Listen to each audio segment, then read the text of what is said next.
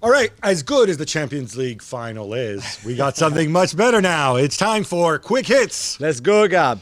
So it's official now. Ronald Koeman is the new Barcelona boss. But for how long, Jules? Good question, Gab. We know that elections are coming.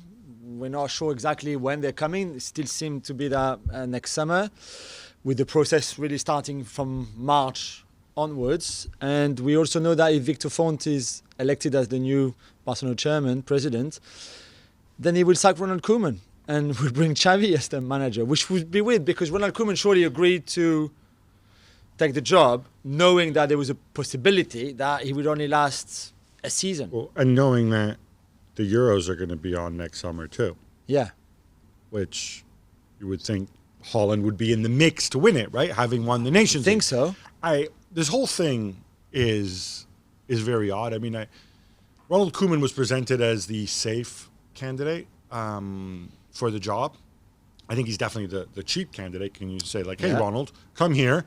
This is what you have to work with. There's no money unless you sell somebody. And you knew he was not going to ask too many questions. You know?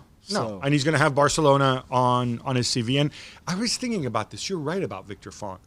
Because come March, I mean, unless Koeman has completely screwed the pooch and Messi's locked himself in a room and whatever. But if it gets to the point where he's going to be sacked at the end of the season, regardless, right? And there's all these attacks on him, he's going to have a perfect alibi for the end of Barcelona's season. And he can walk away after a year with another season's wages, right? Yeah. And he's going to say, like, guys, it was an impossible situation, right? I mean, you have to screw up very, very bad to damage his rep. And what happens if he does really, really well? So they signed Van de Beek. They play great football. Griezmann, Messi work so well. Ansu Fati is great. De Jong, Van de Beek in midfield. The defense is solid. I don't know anything. It's really, really good. And then Victor Font gets elected. What happens? Maybe he doesn't get elected in that case. I don't know. Maybe. Time will tell. Yeah, time will tell. It's been 10 years since Inter last were in a European Cup final. And what do they need to win this one against Sevilla on Friday night? Of course, last time was when they did the treble under one Jose Mourinho. I think what they need to do is they need to be very careful out wide, but not overly careful, because this is what tends to undo Inters when they freak out too much about the opposition.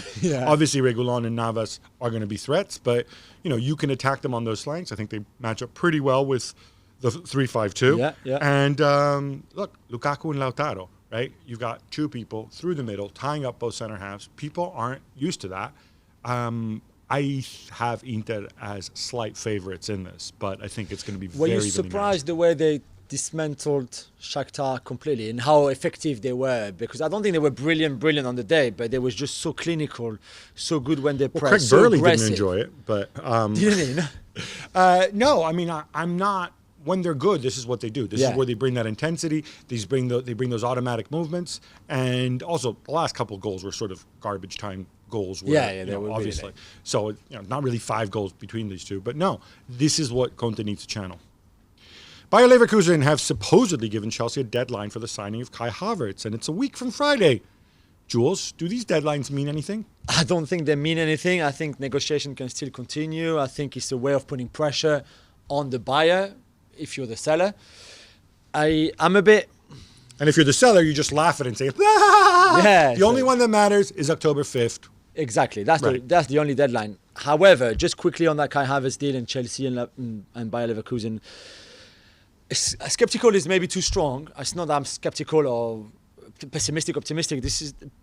I'm a bit surprised by everything that's been written, especially in Germany, far more than in England, on the conditions, on what Havertz wants, on how much money he seems to already have agreed with Chelsea. It's huge wages for a kid of his age. It would be a huge transfer fee. You don't really believe that 20 million a season, do you? No, but that's what people are writing. I would still believe very naively that people don't make up stuff and that they actually write things that they write what they're told. I don't know, but a lot of people are talking over this deal, which again is surprising me. But if Chelsea are really keen on him and they want him, and maybe he's so good that if you have the opportunity to sign him, don't miss it, because that opportunity might not come back anytime soon again.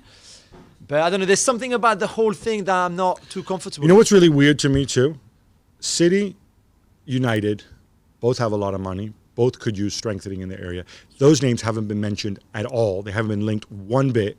And also, Bayern Munich. If Thiago goes, all of a sudden you're going to have money and flexibility. They were strongly linked to him a year ago.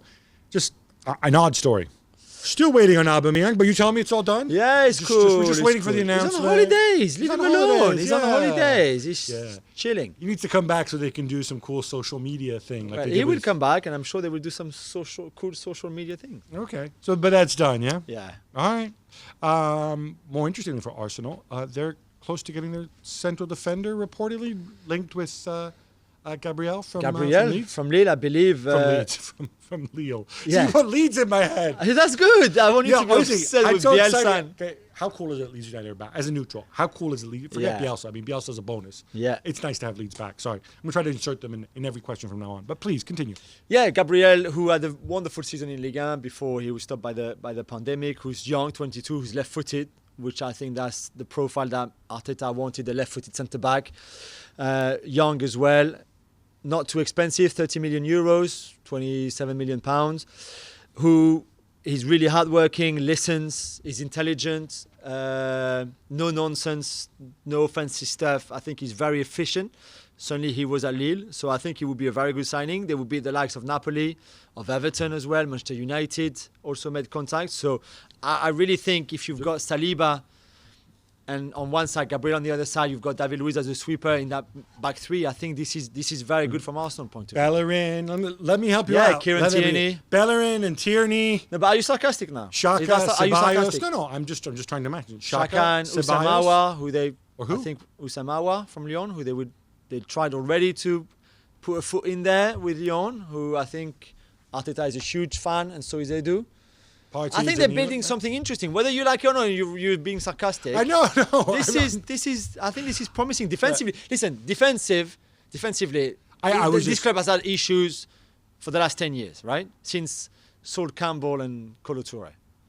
And I think they're very, very. It's good to address that. I was more interested in the back three, back four debate, and what he's likely to do there. Obviously, you have the back three at the end of the season. You put Saliba in there. I guess we'll see if he's ready to go and start. Otherwise, you could be looking at Pablo Mari, who I presume will be back at some point. Yeah, he will. Maybe Rob Holding. I don't know. But it's interesting to me to commit to a back three, and to commit to a back three with David Luiz. Not so much for the issues that people raise with him, but simply because you're not going to have David Luiz for very long because he's 33. So then you need to find a guy with David Luiz type skills, especially on the ball, and I wonder if they're already thinking in that direction. But isn't it maybe to give Saliba and Gabriel a bit more solidity certainly to start with, and play with David Luiz gives him solidity? Well, the back three is more solid than the back four. Potentially, yeah. Potentially, yeah. But 5 instead of 4, and I think then if Saliba and Gabriel, for example, look really strong, you can move back to a back 4 very easily. And again, I think you'll have a very solid base then at the back, which I think that's what they're looking for. Mark Ogden is reporting that Manchester United have yet to agree terms and commission with Jadon Sancho and his agent, but they still hope to sign him. You surprised that isn't further along?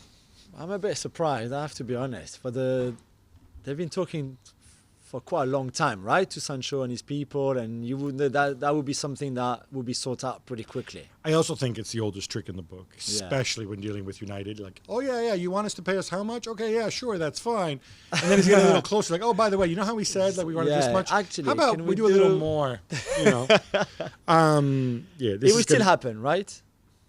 I don't know if it happens this summer, but it might happen next summer. But obviously, things are pointing that way. David Silva will be joining Real Sociedad next season, Gab, and yet Lazio are really upset. Why? Because they thought he'd signed for them. Iglitare came out. He said, I've got tons of respect for David Silva as a player, but I don't have no respect for him as a person. Now, we don't know what happened, but Lazio contend that the whole time they've been talking to his agent, and the agent said, yep, everything's done. He's happy to come. Issue is they never spoke to him. His father went on the radio saying, well, they didn't actually talk to him. They spoke to the agent. You feel let down. This stuff happens. Yeah. I can't judge. David Silva does not look to me to be the kind of guy who is, shady or whatever. Yeah. So seems like an odd one to me. Would you pick Real Sociedad ahead of Lazio? Again, he has his own reasons. I'm not sure, but Lazio are in the Champions League, and Real Sociedad might make the Europa League if they win the Spanish Cup. But Maybe he wanted to go back to home, La yeah. Liga. Although he's from Canary Islands, and Yeah, like so it's- San Sebastian is the opposite of the Canary Islands. I have no idea. Thanks so much for watching ESPN on YouTube. And for more sports highlights and analysis, be sure to download the ESPN app. And for premium content and live streaming, subscribe to ESPN Plus.